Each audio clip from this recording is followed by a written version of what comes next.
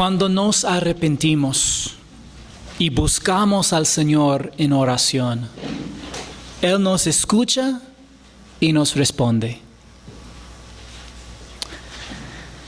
Muchas veces nuestros pensamientos sencillos son muy sencillos, pero esenciales para recordar. ¿Alguna vez has sentido ganas de renunciar a la vida espiritual? Sí, ¿no es cierto? Sí. ¿Alguna vez tu corazón te ha dicho que has recorrido un camino equivocado demasiado largo como para volver atrás?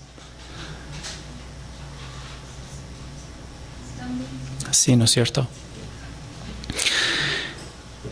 Sin embargo, eso no es lo que dice la palabra de Dios. La palabra de Dios dice que podemos arrepentirnos, buscar al Señor en oración y continuar caminando por fe. En el profeta Jonás vemos a un creyente cuyo corazón se endureció fuertemente. Sin embargo, cuando casi había perdido toda esperanza, se volvió al Señor y nosotros también debemos hacerlo. Por favor, abran sus Biblias conmigo en Jonás capítulo 1 y repasemos versículos 1 al 4. Dice: la palabra del Señor vino a Jonás, y vimos que la palabra del Señor es el mismo Señor Jesucristo, preencarnado. Él dijo, Él vino a Jonás, hijo de Amitai, y dijo: levántate, ve a Nínive, la gran ciudad. Vimos que Nínive era el capital del imperio de los enemigos de Israel. Y proclama contra ella, porque su maldad ha subido hasta mí. Jonás se levantó, pero para huir a Tarsis, lejos de la presencia del Señor. Y descendiendo a Jope encontró un barco que iba a Tarsis.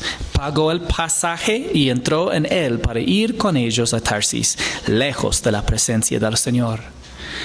Pero el Señor desató sobre el mar un fuerte viento y hubo una tempestad tan grande en el mar que el barco estuvo a punto de romperse. Vemos que el Señor no estaba dispuesto a que Jonás viviera una vida sin sentido. Una vida vivida según nuestros propios términos, buscando confort y postergando la voluntad de Dios. Es una vida sin sentido. Durante su ministerio terrenal, el Señor Jesucristo enseñó este principio en Mateo 10, 39, diciendo: el que ha hallado su vida, la perderá. Y el que ha perdido su vida por mi causa, la hallará. Piense por un momento en lo que estaba pasando en el corazón de Jonás. Jonás había atado su vida a su nación. Israel era su vida. Para que el Señor fuera verdaderamente su vida, no tenía que abandonar a Israel, pero su lealtad a Israel tenía que pasar a un segundo plano frente a su lealtad al Señor. Para el profeta, someterse al Señor era como una especie de muerte. En su opinión, era peor que la muerte física. Someterse a la voluntad del Señor a veces se siente así. Pero por otro lado, poner al Señor en primer lugar es encontrar el verdadero significado y propósito para tu vida en esta tierra. Lo que creías que estabas perdiendo, en realidad lo estás ganando. Jonás aún no había llegado a ese punto. Se negó a arrepentirse y confesar su pecado. Su corazón se había endurecido tanto que estaba dispuesto a morir antes de cambiar de pensamiento. Versículo 15 dice: tomaron pues a Jonás y lo lanzaron al mar, y el mar cesó en su furia. ¿Por qué Dios envió la tormenta al mar? La tormenta en el mar reflejaba la amorosa corrección divina. Amorosa corrección divina. No todo sufrimiento refleja la corrección divina. Y tenemos que tener un poco de cuidado con ese tema, porque nuestra tendencia es siempre de sentirnos de sentir que de pronto Dios esté aplastándonos por nuestros errores cuando enfrentamos cualquier sufrimiento. Y no queremos siempre sentir así. Sin embargo, la corrección, y todo el libro de Job demuestra este principio, que no todo sufrimiento es corrección divina. Sin embargo, la corrección divina es un tema repetido en las Escrituras. Y hay un tratado importante sobre ello en el Nuevo Testamento. Vemos en Hebreos 12, versículos 7 al 9. Es para su corrección que sufren. Dios los trata como a hijos, porque ¿qué hijo hay a quien su padre no discipline? Pero si están sin disciplina, de la cual todos han sido hechos participantes, entonces son hijos ilegítimos y no hijos verdaderos. Esto significa que en nuestra vida espiritual como hijos de Dios, en algún momento experimentaremos la disciplina divina. Y la razón es porque somos hijos y tenemos un Padre amoroso. Además, tuvimos padres terrenales para disciplinarnos y los respetábamos. ¿Con cuánta más razón no estaremos sujetos al Padre de nuestros espíritus y viviremos? ¿Qué hacen los padres amorosos con sus hijos? Los padres amorosos disciplinan a sus hijos. Algunos hijos dicen: ¿en serio? Yo no pensaba que me amaba cuando me disciplinaba. Pero el libro de Proverbios nos dice esto. Proverbios 13, 24. El que evita la vara odia a su hijo, pero el que lo ama lo disciplina con diligencia. ¿Por qué refleja odio no disciplinar a un hijo? ¿Ya? Un padre amoroso busca el bien supremo de su hijo. Y ese bien no se basa en los sentimientos. Está basado en principios bíblicos, respeto a la vida y la voluntad de Dios. Ahora, esto no significa que cómo se sienten tus hijos no sea importante. Es importante. Y no queremos distorsionar las Escrituras para decir: entonces vaya a la casa y darle la vara. ¿Ya? El punto es en general, representa en general el concepto de disciplina de padres para sus hijos. ¿Ya? Y el libro de Proverbios revela que los padres tienen el alto llamado de modelar personalmente e inculcar en sus hijos los atributos como diligencia, justicia, bondad, generosidad, prudencia, integridad, humildad, gentileza, moderación, fidelidad, pureza y paciencia. Y de verdad tuve una lista casi doble del tamaño. Tuve que cortar porque había demasiados atributos que se enseñan en el libro de Proverbios. Si quieres saber cómo aplicar la palabra de Dios a diversas áreas de la vida, lea el libro de Proverbios. Proverbios es literatura de sabiduría. ¿Por qué los niños necesitan disciplina? Proverbios 22:15 dice: la necedad está ligada al corazón del niño, pero la vara de la disciplina lo alejará de ella.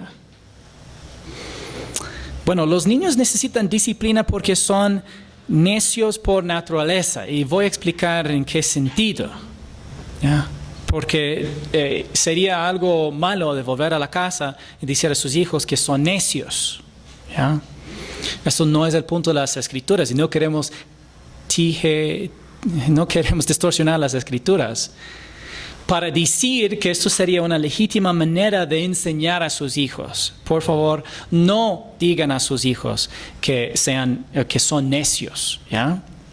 Ellos son criados en la imagen de Dios y tienen un valor inherente. Sin embargo, hay necesidad en sus corazones, por naturaleza, que requiere enseñanza e instrucción por parte de los padres.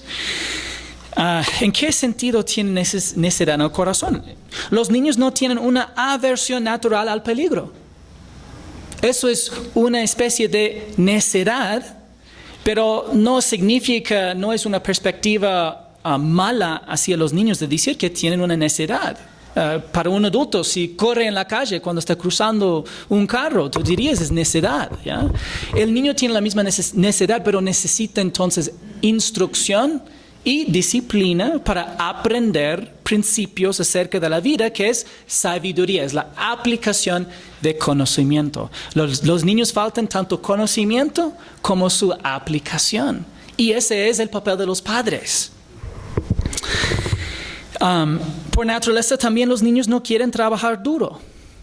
Es la verdad que los niños demuestran un ánimo muchas veces en cosas buenas, especialmente cuando vean esas cosas modeladas por sus padres. Sin embargo, para que aprendan una autodisciplina de trabajar duro y de poder aplicarse a pesar de cómo se sienten, es algo que los padres pueden enseñar mediante instrucción y disciplina. En el Nuevo Testamento vemos que los niños tienen una visión espiritual deseable. El tipo de humildad que no tiene en cuenta el estatus personal y una disposición natural para recibir la gracia de Dios. De verdad, es sorprendente la fe de los niños. A veces cuando yo escucho las oraciones de los niños, me quedo tanto sorprendido como también arrepentido por mi falta de fe. Porque ellos son tan sencillos y ellos responden a la verdad con tanto ánimo. Hay un niño que siempre cuando él ora, él siempre ore para que yo tenga sabiduría para predicar y que Dios me ayude a preparar las prédicas. Él siempre ore para que la iglesia esté llena los martes y los miércoles. Él ore para cada culto aparte, por los martes, por los miércoles, por los domingos. Y entonces vemos algo admirable en los niños. No quiero que ustedes malentiendan Proverbios para ya ver mal a los niños, sino para ver un autollamado para los padres y ver que la disciplina no en sí es mala. Pero entonces los niños, sin embargo, a pesar de su no intuición, sino su respuesta natural hacia gracia, que es positiva, los niños todavía pueden cometer necedades que requieren una corrección diligente, amorosa y desinteresada por parte de los padres. Por ejemplo, la mayoría de sus hijos, si ustedes, los hijos pequeños, si tú das la oportunidad para que vean televisión todo el día o para que estén en el teléfono, ellos con mucha felicidad lo harán. ¿Ya? Entonces requiere para los padres, primero una autodisciplina para ti y después a veces una disciplina para sus hijos para que aprendan que esto no es lo mejor, porque aunque por ahora otra naturaleza, fácilmente ellos pueden ocupar su tiempo así, que a la luz de una vida sabia, esa es una necedad. ¿Ya? Ellos necesitan que los padres se vigilan y que direccionen a sus vidas, ¿ya? Y a veces con corrección. Pero ¿dónde sale mal la corrección de los padres? Los padres a menudo disciplinan a sus hijos por su propio bien. Tú dices, ¿en qué sentido? Hermanos, yo no soy un padre de niños. Entonces, no les voy a decir que eso es fácil y no les juzgo. Pero es importante que podamos también ver en el espejo algo que frecuentemente nos pasa. Una cosa, cuando estás enfocado en el Señor, disciplinar a tus hijos es más difícil, no más fácil, porque sientes más compasión por ellos. Disciplina debería ser difícil para los padres. Pero los padres a menudo solo disciplinan a sus hijos cuando pierden la paciencia. Hermanos, no los juzgo. O por lo menos no los condeno. Yo entiendo. Porque a veces no tienes la fuerza de voluntad de disciplinar a tus hijos cuando lo necesitan. Y tú permites tu enojo y tus iras cuando pierdes paciencia como una motivación de al final ya aplicar la disciplina. Y aunque por un lado tienes algunos motivos buenos, no deberías disciplinar a tus hijos de la manera equivocada. Es precisamente entonces cuando pierdes paciencia, cuando deberían abstenerse de disciplinar a sus hijos. Porque tus hijos necesitan ver en ti, modelando los principios de los proverbios, y esto significa que cuando sea afectada tu juicio, es el momento de abstener de disciplinar. Tomar un momento, pensar bien y aplicar la disciplina con una explicación y enseñanza importante para que cumpla su propósito en las vidas de sus hijos. Cuando Dios nos disciplina, siempre es para nuestro bien. Ese es el modelo que los padres deben tratar de imitar por el poder del Espíritu Santo. Les recomiendo, padres, si tú ya sientes una ira pero muy fuerte y piensas, ahora sí, ahora le voy a castigar. En este momento, pausas. Tal vez tienes toda la razón de castigar a su hijo o hija en este momento, pero toma una pausa, ore con Dios, asegurarte de estar en comunión con Dios primero. Pide sabiduría de su Espíritu, pide palabras buenas que puedan ayudar al niño o niña a entender el propósito de cualquier disciplina. Y la disciplina puede tener varias diferentes formas, no todos los hijos son iguales, algunos necesitan más de una forma, otras de otra forma. Y ustedes como padres necesitan sabiduría de Dios para tomar estas decisiones. Y entonces aplicar la disciplina con explicación, que surge de la comunión personal con Dios Padre y la confianza activa en Jesucristo.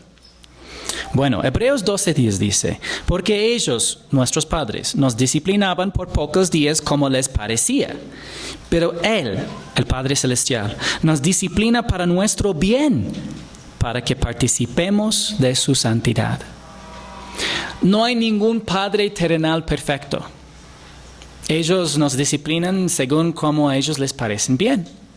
Pero tenemos un Padre Celestial que es siempre perfecto en su manera de aplicar la disciplina. ¿Y cuál es el propósito de Dios para la disciplina? Para que participemos de su santidad. Este es el propósito. Versículo 11 dice, al presente ninguna disciplina parece ser causa de gozo, sino de tristeza. Sin embargo, a los que han sido ejercitados por medio de ella, después les da fruto apacible de justicia. Permítanme señalar que todo sufrimiento es desagradable, pero incluso cuando experimentamos disciplina, todavía podemos humillarnos, arrepentirnos y luego considerarlo todo gozo. Todo sufrimiento podemos ver como todo gozo cuando estemos en comunión con el Señor. Es la razón que aún incluso si tú veas algo en tu vida y de pronto tienes buenas razones de pensar que sería o que es disciplina del Señor, Tú puedes todavía decir, bueno, Señor, yo veo, no estoy absolutamente seguro, pero creo que estoy enfrentando alguna disciplina en mi vida, pero Señor, me arrepiento y yo quiero honrarte y glorificarte en esta situación, y en este momento tú puedes todavía ver todo el sufrimiento como una oportunidad para ser conformado más a la imagen de Jesús. Y todavía esto puede contar para su gloria y para nuestro bien.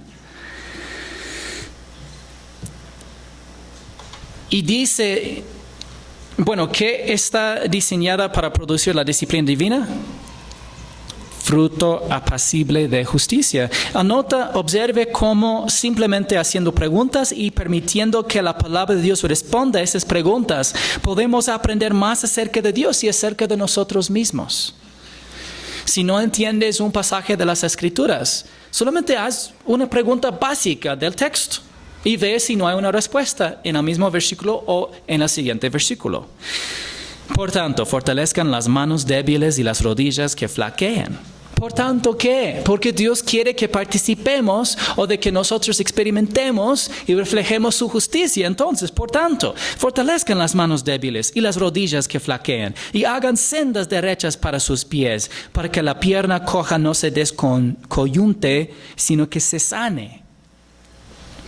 ¿Qué quiere Dios que hagamos cuando ignoramos su propósito, intención y voluntad? Él quiere que nos arrepintamos y luego nos levantemos. Tenemos una carrera que correr. Mire y observe la carrera de Heather Dorneden.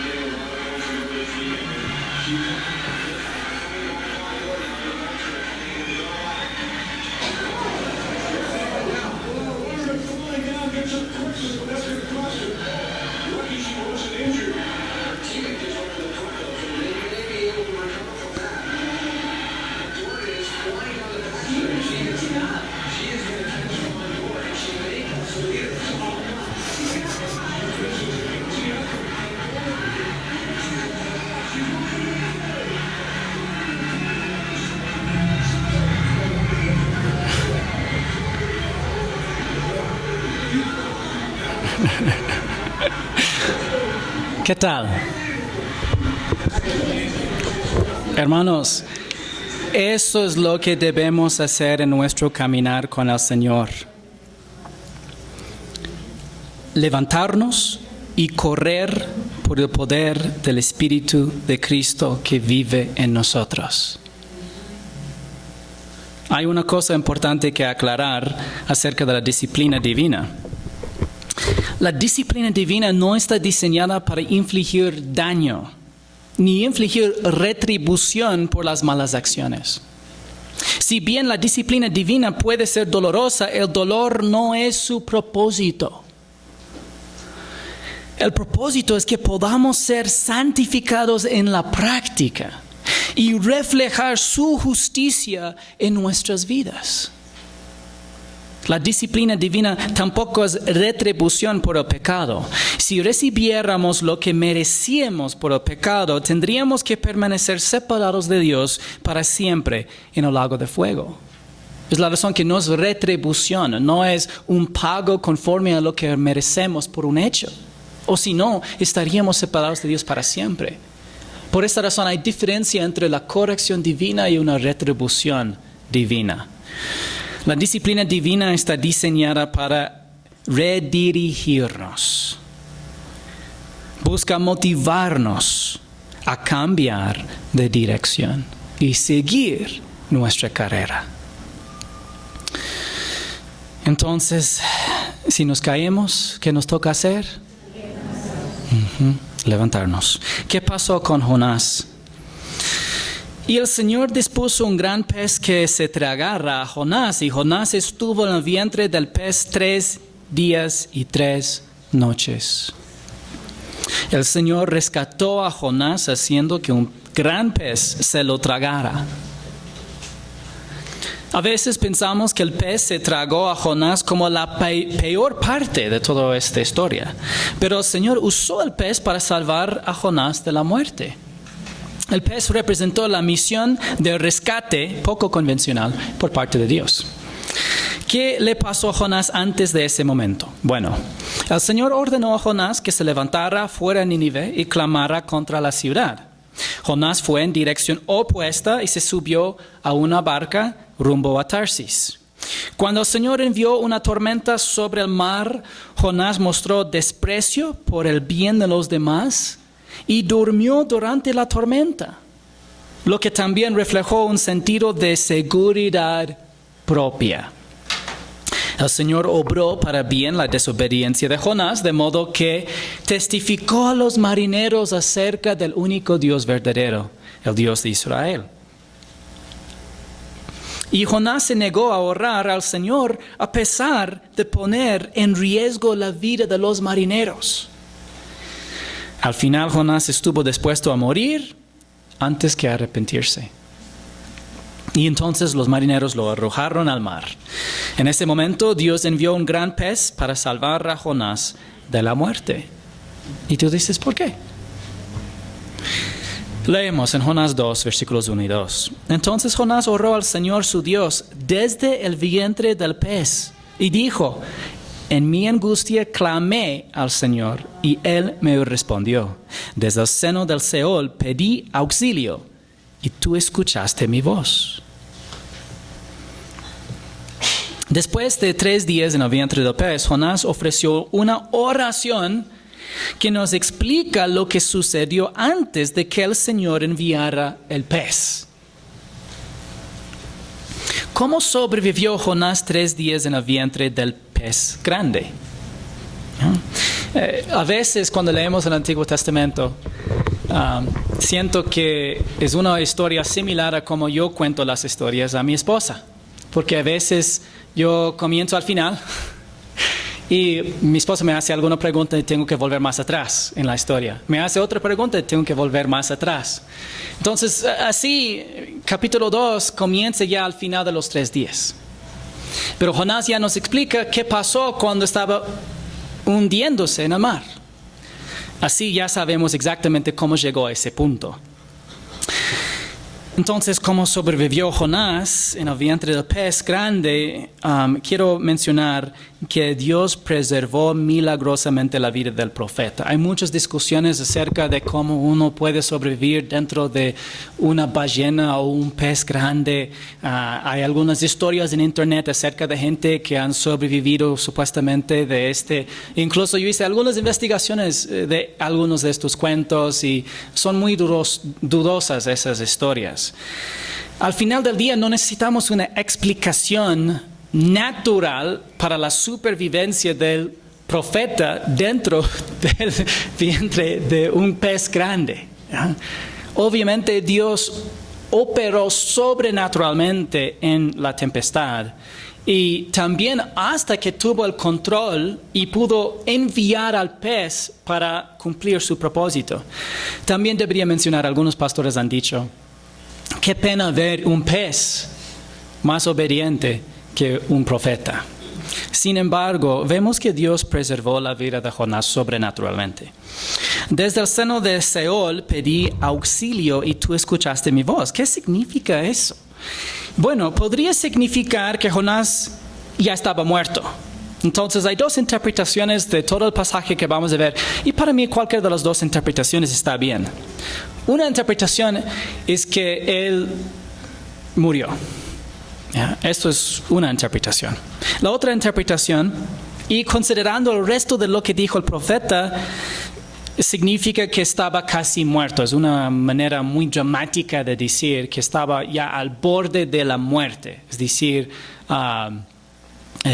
tenemos unas frases en inglés para expresar este mismo concepto de que la persona está prácticamente muerto, ¿ya? Aunque no está muerto, pues todavía está vivo, ¿ya? Pero decimos como si fuera ya muerto. ¿Y por qué? Porque están seguros de su muerte. Pues me habías echado a lo profundo, en el corazón de los mares, y la corriente me envolvió. Todas tus encrespadas olas y tus ondas pasaron sobre mí. Entonces dije, he sido expulsado de delante de tus ojos. Sin embargo, volveré a mirar hacia tu santo templo. Cuando los marineros arrojaron a Jonás al mar, las olas pasaron sobre él y se hundió en el corazón del mar. Mientras Jonás se hundía más en el agua, la esperanza de ver nuevamente el templo en Jerusalén pasó por su mente. Entonces ahí estaba ya bajando en el agua y por un momento pensó, veré otra vez el templo del Señor. Me rodearon las aguas hasta el alma. El gran abismo me envolvió, las algas se enredaron en mi cabeza. Descendí hasta las raíces de los montes. La tierra con sus cerrojos me ponía cerco para siempre. Pero tú sacaste de la fosa mi vida, oh Señor Dios mío. Jonás se hundió hasta el fondo del mar. Literalmente las algas se enredaban en su cabeza. El mar Mediterráneo tiene una profundidad media de 1,500 metros.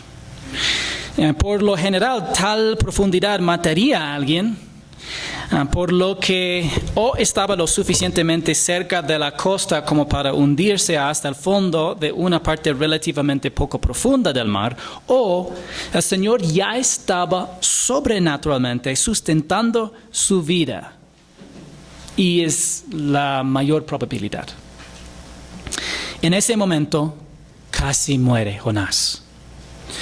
¿Cómo sabemos que en realidad no murió? Porque él dice, cuando en mí desfallecía mi alma, del Señor me acordé, y mi oración llegó hasta ti, hasta tu santo templo. Otra vez hay dos interpretaciones. Uno es que el profeta literalmente se murió y su alma fue al Hades, y en Hades él oró al Señor y pidió que lo haga resucitar. La otra posibilidad es literalmente, como vemos, puedes imaginar en tu mente, que él está bajando al fondo del mar, está enredado en algas, y justo en su último suspiro, Jonás finalmente oró en su corazón al Señor, quien lo escuchó y lo rescató.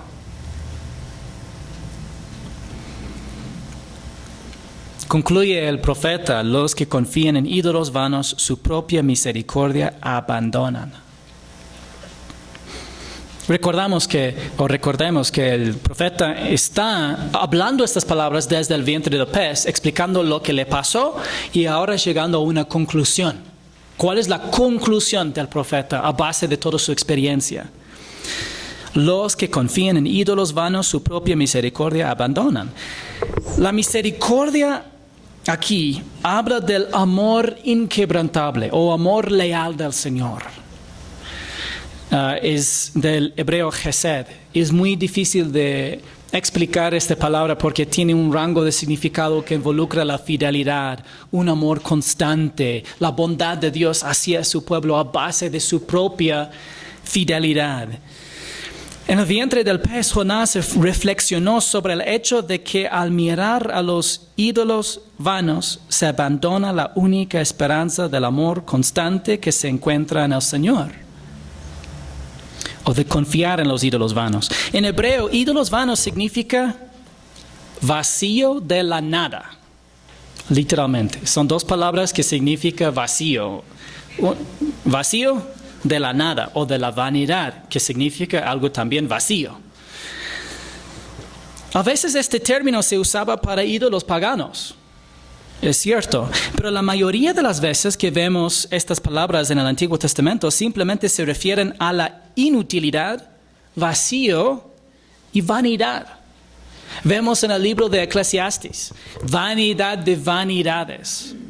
El escritor de Eclesiastes estaba diciendo, Salomón, de que tal concepto no tenía sentido o punto.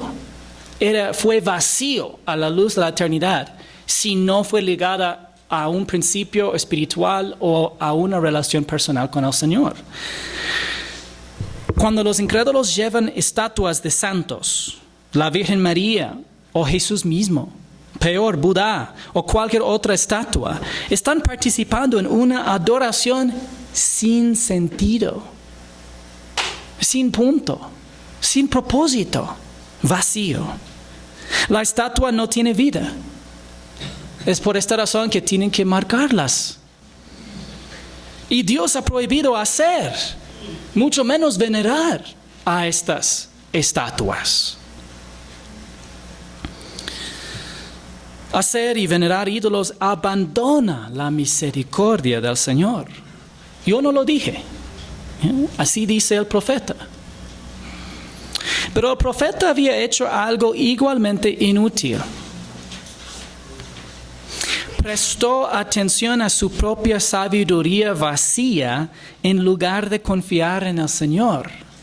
Literalmente en hebreo, la única cosa que dijo el profeta fue: los que confían en el vacío de la vanidad, su propia misericordia abandonen. Entonces podemos aplicar, como vemos en algunos lugares en el Antiguo Testamento, este principio a los ídolos, porque los ídolos muchas veces son referidos como algo vacío, ¿ya?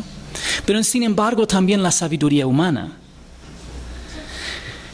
Jonás prestó atención a su propia sabiduría vacía en lugar de confiar en el Señor. Y probablemente Jonás estaba reflexionando sobre sus propias decisiones en este momento. Esta declaración es la más cerca a un arrepentimiento que vemos en el profeta. Es la razón que es muy probable que está hablando de sí mismo. Se dio cuenta de que mientras ignoraba la voluntad de Dios y hacía sus propios planes vacíos, estaba abandonando su única esperanza real, que es el amor inquebrantable del Señor. El salmista alabó al Señor por su amor inquebrantable, su misericordia, diciendo: canten de júbilo en el Señor, ustedes los justos, apropiada es para los rectos la alabanza. Den gracias al Señor con la lira, cántenle alabanzas con el arpa de 10 cuerdas, cántenle cántico nuevo, tañan con arte, con voz de júbilo, porque la palabra del Señor es recta y toda su obra es hecha con fidelidad. Él ama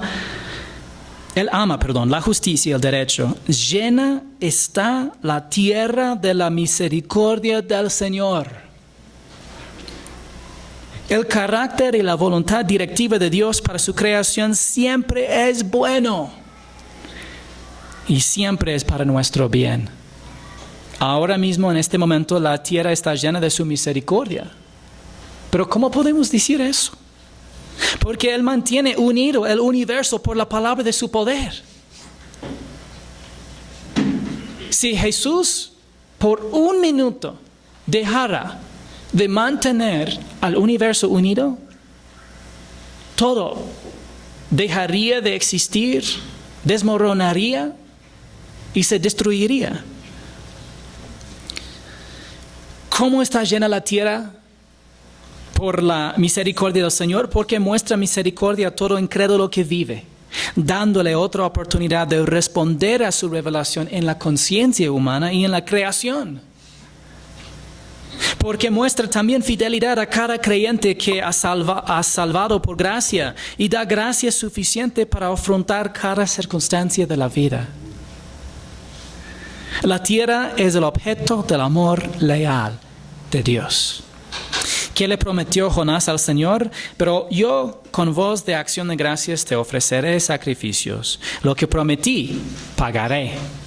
Las salvaciones del Señor. Jonás prometió adorar al Señor con un sacrificio de acción de gracias. Y no tenemos tiempo de examinarlo, pero el profeta Jonás es tan como nosotros. Él, en vez de un arrepentimiento completo, ofrece un sacrificio de acción de gracias. Él dice, Señor, lo máximo que te puedo decir en arrepentimiento es de que es abandonar tu misericordia, de seguir la vanidad. Pero lo que te ofreceré es un sacrificio, un ritual en el templo. Y así realmente creo que muchas veces somos, pero no tenemos tiempo para desarrollar este concepto, pero por lo menos vemos a Él ofreciendo un voto al Señor. Prometió adorar al Señor con un sacrificio de acción de gracias. Las salvaciones del Señor. Finalmente Jonás reconoció que el Señor es la verdadera fuente de salvación. ¿Qué tipo de salvación necesitamos? Bueno, en la palabra de Dios hay dos categorías amplias de salvación. Hay primero la salvación física. Esta es la salvación que más se destaca en el Antiguo Testamento. Si tú lees en los Salmos, muchas veces cuando habla de la salvación del Señor, está hablando de una salvación física, un rescate de peligro físico. Especialmente por David, que siempre estaba en peligro físico. Pero también hay una salvación espiritual. Y esa salvación es la que más vemos en el Nuevo Testamento. Y tiene tres etapas. Una es la salvación de la pena del pecado. Pero antes de seguir con lo espiritual, ¿cuál salvación recibió Jonás en ese momento? ¿Física o espiritual? Física, porque casi se murió, ¿ya? Entonces, el Señor lo rescató en ese momento físicamente. Él ya fue salvo espiritualmente desde hace no sabemos cuánto tiempo. Pero hay tres etapas de la salvación espiritual. Hay salvación de la pena del pecado. Y esto realmente habla de la muerte espiritual, separación de Dios, que al final, sin remedio, si no hay algún remedio, nos conlleva hasta el lago de fuego. ¿Ya? También hay salvación del poder del pecado y salvación de la presencia del pecado. Y antes de hablar de estos, es importante mencionar que la salvación de la pena del pecado es el mayor problema que nosotros enfrentamos como humanos. La razón es porque todos nosotros, ¿qué somos?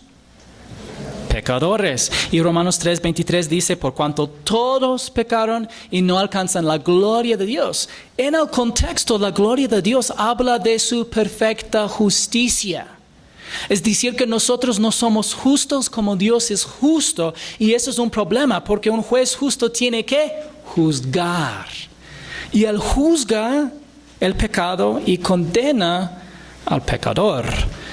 Como resultado, lo que merecemos por el pecado, por cuanto que Dios es santo, perfecto y justo, es la muerte. Y esto significa que estamos ya en un camino ancho que nos lleva hacia la perdición o al infierno. Apocalipsis 21:8 dice, pero los cobardes, incrédulos, abominables, asesinos, inmorales, hechiceros, idólatras y todos los mentirosos tendrán su herencia en el lago que arde con fuego y azufre, que es la muerte segunda.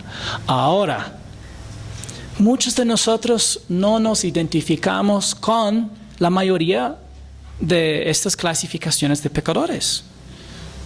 Muchos dicen, bueno, no soy muy cobarde. Los hombres dicen, yo no soy cobarde, no tengo miedo de nada. No pensamos en sí mismos como incrédulos y ni sabemos qué es abominable, pero sabemos que no lo somos. Asesinos, no me imagino que tenemos presente alguno. Inmorales, tal vez tenemos algo de convicción en ese tema, pero es muy fácil de decir, pero un inmoral es una persona muy mala. Hechiceros, no creo que tengamos presente, y idólatras, no adoramos los ídolos, no somos idólatras. Pero a ver, mentirosos. ¿Ya?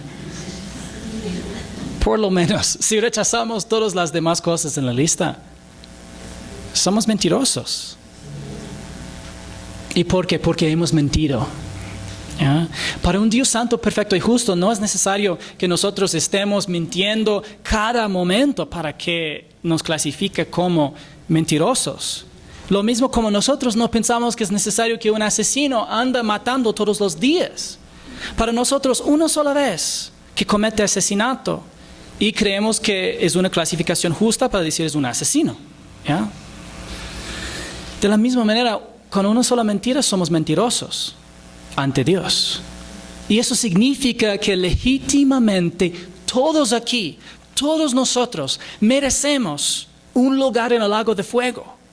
Nuestra herencia por naturaleza humana, nuestra parte, habla de, tendrán su herencia misma dice, en el lago de fuego. Eso es lo que merecemos. Y por eso fue necesario que Dios nos rescate. Porque ninguna cantidad de buenas obras puede cambiar tu identidad ante Dios. Ni tampoco puede quitar la pena que legítimamente está puesta sobre un pecador. Fue necesario que se cumpla la justicia. Y entonces Dios hizo la única cosa que pudo a la vez cumplir su justicia y a la vez dar salvación al pecador. Y fue eso que Dios, por su amor, envió a su Hijo, Jesucristo. Él mismo que también es Dios, que se hizo hombre, vino al mundo voluntariamente para morir por nuestros pecados. 1 de Pedro 3:18 dice, porque también Cristo murió por los pecados una sola vez, el justo por los injustos, para llevarnos a Dios, muerto en la carne, pero vivificado en el Espíritu. ¿Quién es el justo? Jesús. ¿Y quiénes son los injustos? Nosotros. Y quiero recordarles algo. Si no puedes reconocer que eres injusto, entonces no tienes Salvador. Porque Cristo murió para los injustos. Entonces, si tú no eres injusto, Él no murió por ti, supuestamente, pero Él murió por todos y todos somos injustos. Pero solamente para que puedan entender la equivocación en el pensamiento de muchos hombres en que decimos, no, yo soy un buen hombre, yo soy justo, yo hago lo que manda Dios. Supuestamente serías un justo y no tienes un Salvador. Pero entonces por un solo pecado ya eres condenado. Pero Jesús murió por todos los pecados porque todos somos injustos. Y Él murió por todos los injustos para llevarnos a Dios, para que cualquiera pueda ser salvo por la fe en Él. Era la única manera para ser salvos de la pena del pecado. Y Él resucitó al tercer día, demostrando que la salvación fue proporcionada en la cruz. ¿Cómo recibimos esta salvación? Efesios 2, 8 y 9 dice, porque por gracia ustedes han sido salvados por medio de la fe. Y quiero que recuerden el orden. Siempre cuando pregunto, ¿por qué somos salvos? Siempre dicen, por la fe. No, por la gracia. Por gracia. Y es por medio de la fe que la recibimos. No cambiemos el orden. ¿Ya? Dios había ya provisto la gracia en la cruz para que cualquiera pueda ser salvo por la fe sola en Jesucristo solamente. Pero no deberíamos poner tanto énfasis en la fe. Es la verdad que es la fe y no las obras. Y tenemos que distinguir, entender esta distinción. Sin embargo, es por la gracia. ¿Y cuál es la gracia de Dios? Favor inmerecido. Y recibimos esa gracia mediante la simple fe en Jesucristo. Esta salvación no viene de nosotros, es el regalo de Dios. Dice y esta salvación no procede de ustedes, sino que es don de Dios, no por obras, no somos salvos por obras. Porque a lo contrario, gloriaríamos en nosotros mismos. Dice, para que nadie se gloríe. Porque si no, llegaríamos al cielo y diríamos, Señor, yo hice tal. Fui fiel en la iglesia, yo participé en los ministerios, yo ayudé a los pobres, yo hice todo lo que mandaste al final de mi vida. Pero eso es gloriarnos en nosotros mismos y nadie dirá eso. Nadie va a llegar al cielo y decir, Señor, yo fui el fiel. Si llegamos al cielo fieles y Él nos diga, bien siervo, fiel, solamente habrá por su gracia apropiada, por acciones repetidas de la fe en Él. Todavía todo depende de Él y todo es para su gloria, no para nosotros. Es la verdad que al final dice en la Biblia que hay una especie de gloria, alabanza y honra que reciben los creyentes al resultado de la fe purificada a través de pruebas. Sin embargo, esto solamente multiplica aún más la gloria de Dios y habrán las palabras de Dios, no habrán nuestras palabras para justificarnos a nosotros mismos. Entonces, como siempre perdemos el tiempo. Pero hermanos, tienen ahí en la hoja, al reverso, ese diagrama de las 3 etapas de la salvación y de la vida espiritual. Hermanos, les voy a dar un deber. Esta semana, reúne con sus familiares y lea todos los versículos en ese diagrama. Pero en orden, comienza desde la izquierda y va hacia la derecha. En la hoja ustedes no tienen en 3 colores y les ayudaría porque es de leer primero todo lo que es azul, después todo lo que es verde y después todo lo que es rojo. Si Dios permite, algún día voy a hacer una impresión en color para que lleven a la casa. Sin embargo, deberíamos poder distinguir el plan de Dios para nuestras vidas, que es progresiva. Comience con la justificación, ser declarados justos por la fe sola en Jesucristo solamente, que resulta en ser bautizados en Cristo, espiritualmente ser puestos dentro de la iglesia universal y el cuerpo de Cristo, parte de la familia de Dios. En Cristo, ligados con Él permanentemente. Es una identidad que no se puede cambiar. Según Dios, ya estamos ligados con su Hijo de una manera irrevocable. Una vez que estemos en la familia de Dios, Dios ya tiene un plan y propósito para nuestras vidas. Y podemos ver muchos de estos detalles de su plan y propósito por nosotros aquí en el círculo, en el centro. Es comunión, permanecer en Cristo, en dependencia activa de Él. Esto es el plan de Dios para nosotros, una santificación progresiva. Según Dios, ya somos santos en el sentido de apartados desde el momento de la fe en Jesús. Sin embargo, Dios todavía quiere que seamos santificados en nuestra forma de vivir. Y eso es un proceso y requiere decisiones diarias de responder a la gracia de Dios y su palabra por la fe. Y al final hay la glorificación. La glorificación ya está garantizada desde la justificación. Sin embargo, nuestra glorificación se verá diferente por diferentes creyentes en algunos sentidos. Todos tenemos una herencia en el cielo porque somos hijos de Dios. Pero no todos vamos a recibir premios. Los premios o las recompensas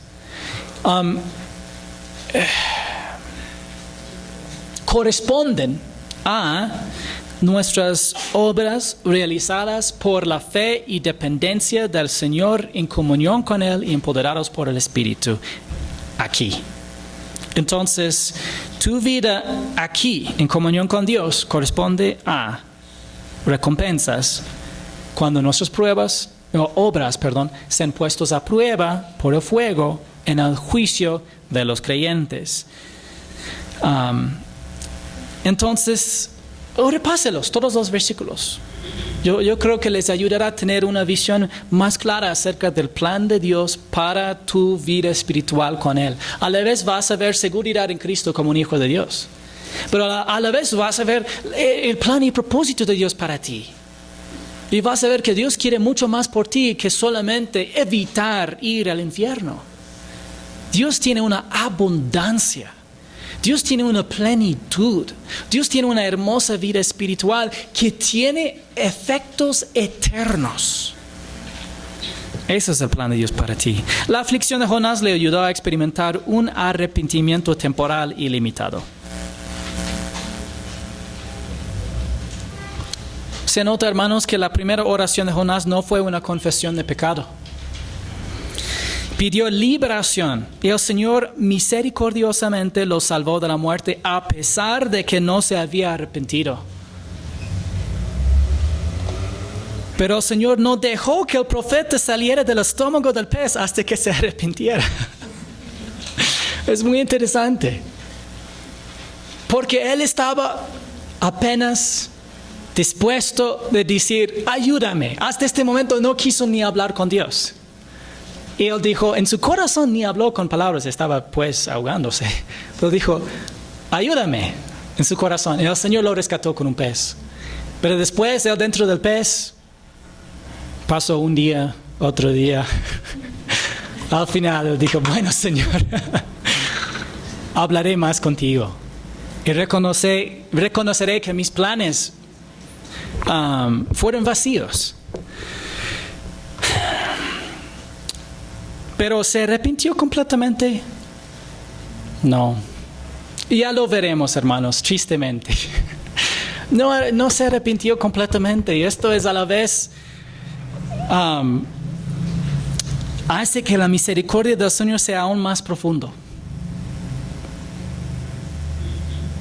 Es algo muy... su misericordia en este caso es hermosa.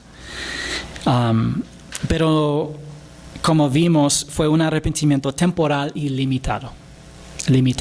Estaba dispuesto a admitir que sus propios planes fueron vacíos, pero hasta ahí nomás llegó. ¿Qué otra lección podemos aprender? Por muy lejos que nos alejemos del Señor, siempre podemos y debemos volver a Él. El proceso no será de la noche a la mañana, pero debemos empezar de inmediato. Muchas veces el proceso de arrepentimiento no es como nos imaginamos en nuestras mentes, de que es 100% todo de una sola, ya. Muchas veces es un proceso. Y muchas veces es un proceso también largo, pero debemos empezar de inmediato, eso sí.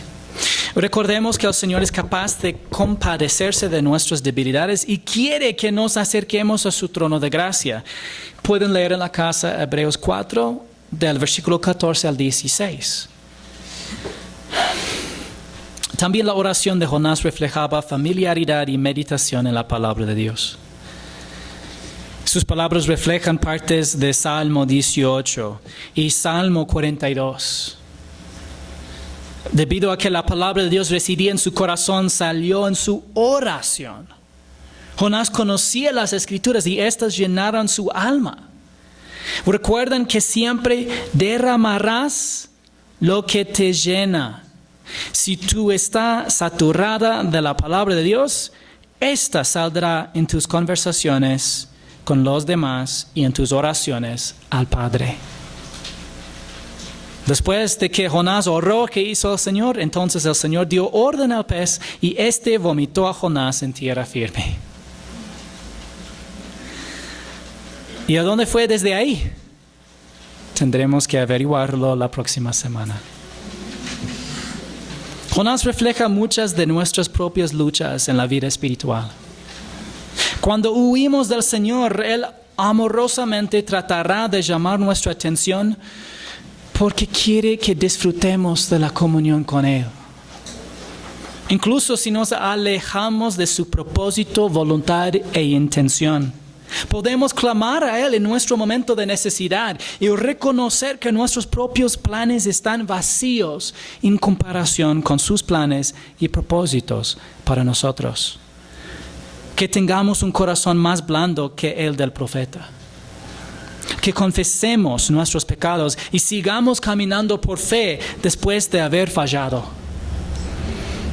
Que podamos levantarnos y continuar la carrera que tenemos por delante con los ojos puestos en Jesús.